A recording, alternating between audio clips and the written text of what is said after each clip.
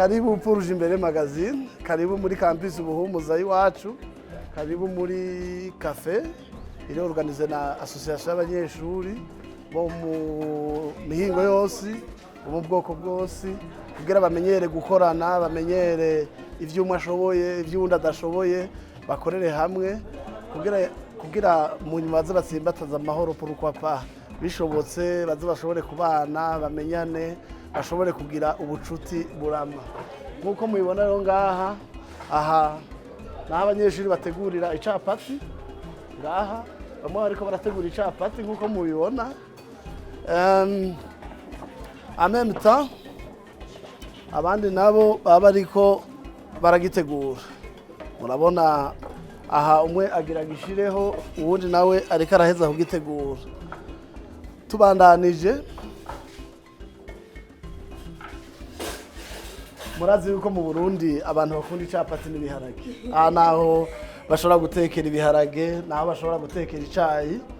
Hameze nk'ahikinze, ico dukunda kubabwira cyane ni cerekeye isuku. Isuku naryo barikorera karibu. Isuku naryo barikorera ngaha nkuko mubibona. Hanyuma rero iyo ibyo gufungura bihari, hanyuma hakaba hari n'isuku y'ivyo bafungura, baca bakura ivyombo ngaha, bagashobora guhitana ngaha ivyo bashobora gushira abantu, abe ibiharage, abicapati, kuko amateremusi yicaye yoyo ari indani ngaha muri cafetaria. Nkuko mubibona rero ahantu turi muri environnement, abashaka baricara hanze ahatari akazuba. Iyo akazuba kahari barashobora kuzana intebe bakicara ngaha muri gazo. Hanyuma uretse ngaho hariho ngaha kuko hari abantu bakunda gufungura biherereye, no ngaha indani hariho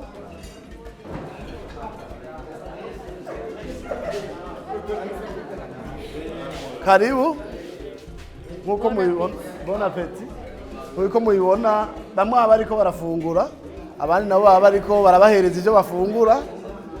Bituma bamwe bamenya ico mu Congereza bita custom care, ubwene bafata umuntu, ubwene bagerageza kugira amererwe neza. Hanyuma murabona nje kubereka hariya le comptoir.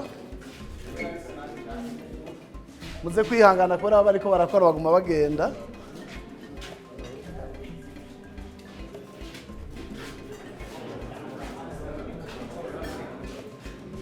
Ngaha naho se le comptoir, aho bashobora gushira amaju, ibitumbura, imikate, imiwi izihiye n'imiwi itabirasha, bituma aho yopfa igenda irasha uko umwanya ugenda uragenda nuko babigira. Karibu rero, nibaza yuko muza kuronka umwanya wo kuganira nabo, bababwire ivyo bamaze gukora, ingorane bagize, ivyo bifuza, aho bashaka gushika imbere. Ibi byaratumye twegerana cyane, kandi ata bintu by'amoko bibaho naho bitari bisanzwe bihari, kubera ko apart yuko dufise cafetaria dusanzwe tuvugana, ariko rero iyinya yaradufashije cyane kwegerana, kuba hamwe, gukundana, bivanye nuko tunavanze twese.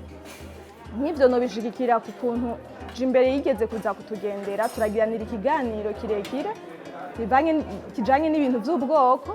Twaratahuye cyane ko ubwoko atakintu na kimwe busaniye n'umubano w'abantu.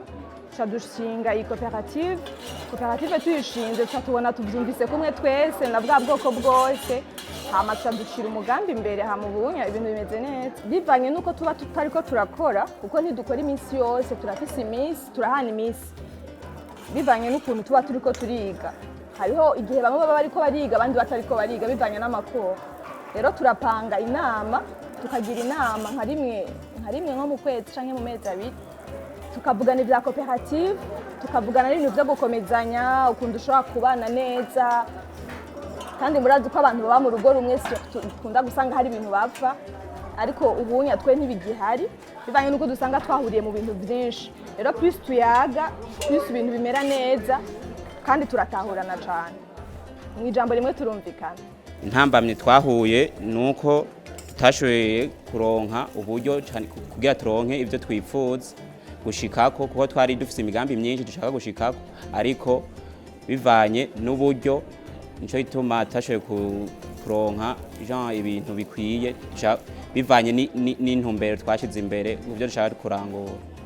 Icyo twifuza gushikako bivanye nuko abanyeshuri tuguma tugwira twifuje kugura ama implement nayo irazimvye bivanye n'uburyo mugabo fendofe tuzotsinda tuyishikako.